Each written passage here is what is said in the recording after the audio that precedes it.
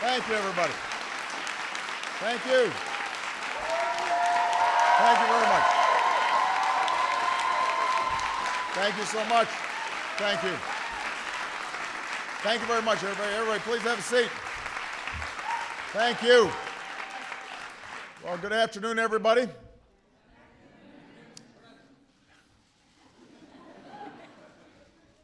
Now that those of us on the campaign trail have had a chance to get a little sleep, it's time to get back to work, and there is plenty of work to do. As I said on Tuesday night, the American people voted for action, not politics as usual. You elected us to focus on your jobs, not ours. And in that spirit, I've invited leaders of both parties to the White House next week so we can start to build consensus around the challenges that we can only solve together. And I also intend to bring in business and labor and civic leaders from all across the country here to Washington to get their ideas and input as well. You know, at a time when our economy is still recovering from the Great Recession, our top priority has to be jobs and growth. That's the focus of the plan that I talked about during the campaign.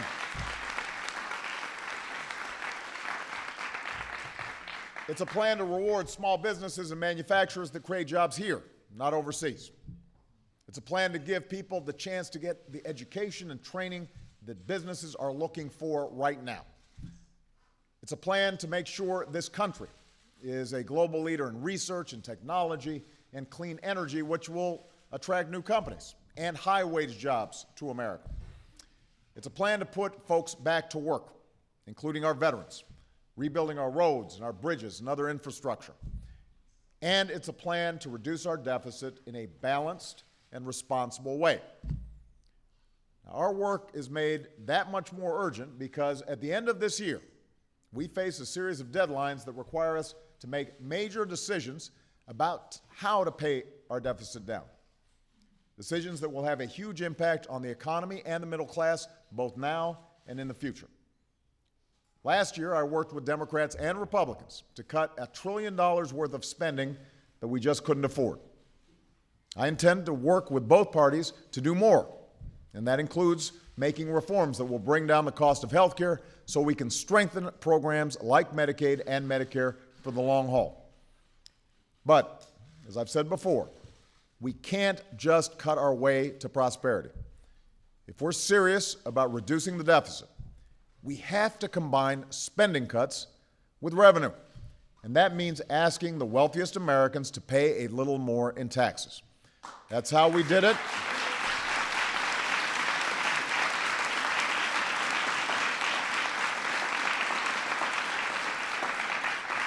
That's how we did it in the 1990s when Bill Clinton was president.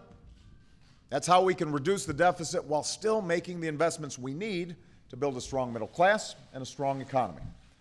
That's the only way we can still afford to train our workers or help our kids pay for college or make sure that good jobs in clean energy or high-tech manufacturing don't end up in countries like China. Now, already I've put forward a detailed plan that allows us to make these investments while reducing our deficit by $4 trillion over the next decade. I want to be clear. I'm not wedded to every detail of my plan. I'm open to compromise. I'm open to new ideas. I'm committed to solving our fiscal challenges. But I refuse to accept any approach that isn't balanced. I'm not going to ask students and seniors and middle-class families to pay down the entire deficit while people like me making over $250,000 aren't asked to pay a dime more in taxes. I'm not going to do that.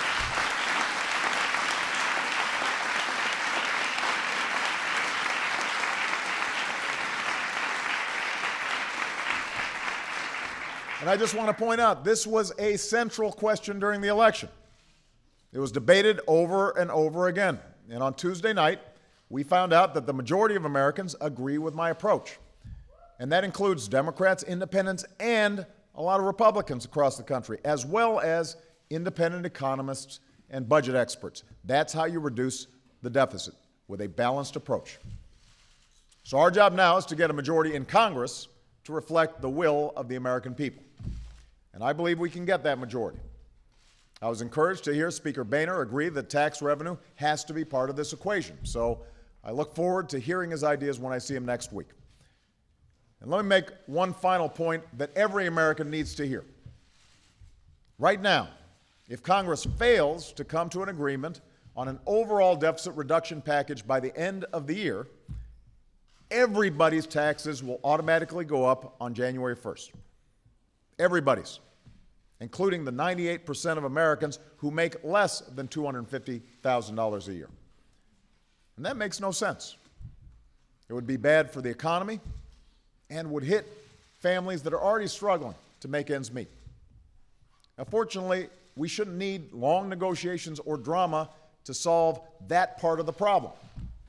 While there may be disagreement in Congress over whether or not to raise taxes on folks making over $250,000 a year, nobody, not Republicans, not Democrats, want taxes to go up for folks making under $250,000 a year. So let's not wait. Even as we're negotiating a broader deficit reduction package, let's extend the middle-class tax cuts right now. Let's do that right now.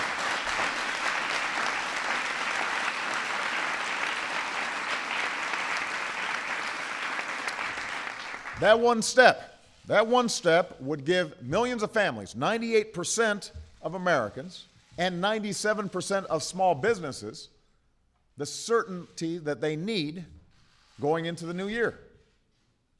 It would immediately take a huge chunk of the economic uncertainty off the table, and that'll lead to new jobs and faster growth. Business will know that consumers, they're not going to see a big tax increase. They'll know that most small businesses won't see a tax increase. And so a lot of the uncertainty that you're reading about, that will be removed. In fact, the Senate has already passed a bill doing exactly this. So all we need is action from the House. And I've got the pen, ready to sign the bill right away. I'm ready to do it. I'm ready to do it.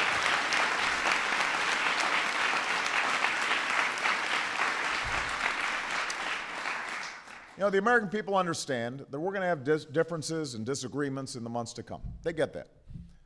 But on Tuesday, they said loud and clear that they won't tolerate dysfunction.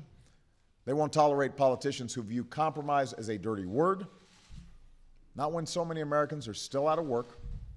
Not when so many families and small business owners are still struggling to pay the bills. What the American people are looking for is cooperation. They're looking for consensus. They're looking for common sense. Most of all, they want action. I intend to deliver for them in my second term, and I expect to find willing partners in both parties to make that happen. So let's get to work. Thank you very much, everybody. Thank you.